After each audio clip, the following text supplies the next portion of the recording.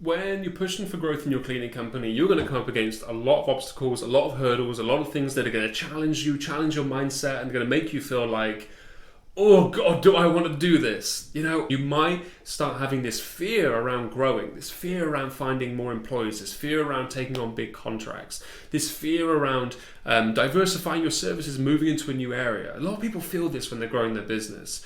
And the antidote to fear is knowledge. That's the antidote to fear.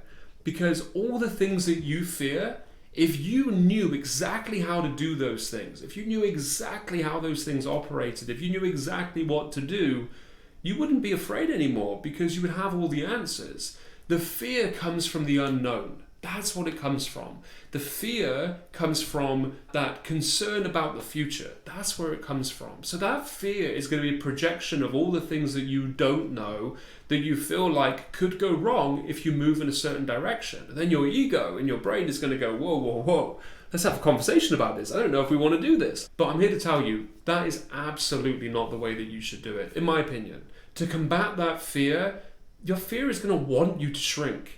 But we don't want to do that. We want to push the business. We want to see what we're capable of. We want to grow our skill set. We want to have that lifestyle business that we've always dreamed of so that we can have more free time, so we can have more money freedom, not have to stress about that anymore. That's on the other side of that fear. But the antidote to that fear is knowledge. This is why things like training is so important. This is why mentorship and coaching is so powerful, because it can give you knowledge and perspectives and insights that you just don't have yet.